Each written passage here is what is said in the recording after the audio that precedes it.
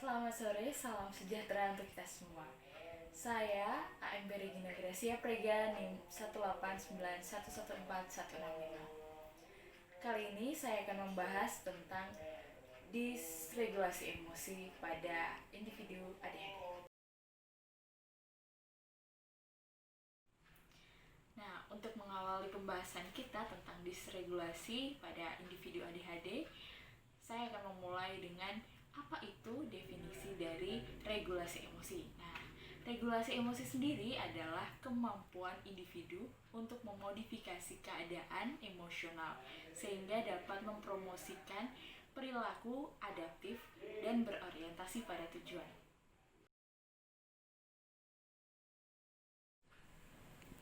Sehingga dysregulasi emosi adalah ketidakmampuan individu untuk memodifikasi keadaan emosional. Nah, dysregulasi emosi ini muncul ketika proses adaptif terganggu. Nah, dysregulasi emosi ini mencakup yang pertama, ekspresi emosi dan pengalaman yang berlebihan yang tidak pantas. Yang kedua, perubahan emosi yang cepat dan tidak teratur atau tidak terkontrol, ini disebut labil. Yang ketiga, alokasi perhatian yang tidak wajar pada rangsangan emosional. Sebuah studi populasi dari 5.326 remaja ditemukan ketidakstabilan mood sebesar 38% dari anak ADHD. Selanjutnya, penelitian tentang dysregulasi berdasar masalah yang dilaporkan orang tua pada remaja sebesar 1 hingga 5%. Tingkat dysregulasi emosi yang tinggi cenderung dimiliki oleh anak ADHD.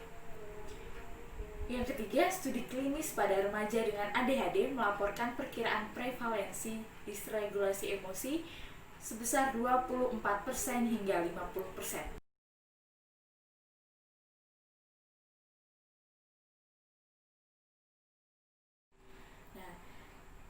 Dysregulasi emosi pada ADHD berimplikasi pada disfungsi amigdala, ventral striatum, dan korteks orbitofrontal. Penelitian mengatakan bahwa disfungsi hubungan kortikal antara kognisi dan emosi sangat terkait dengan gejala ADHD dan dysregulasi emosi.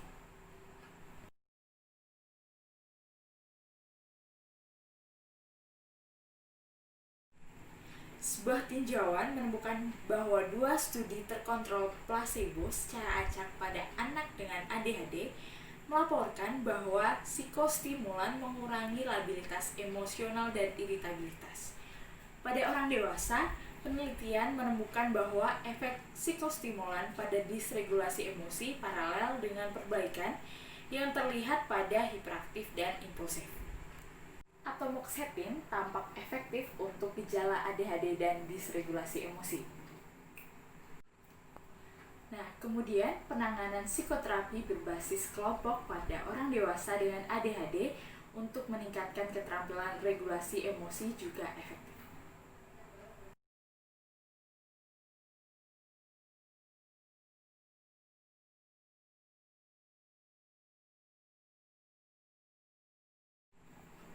Dapat disimpulkan bahwa penanganan untuk dysregulasi emosi pada individu dengan ADHD dapat menggunakan psikostimulan dan psikoterapi berbasis kelompok untuk meningkatkan regulasi emosi.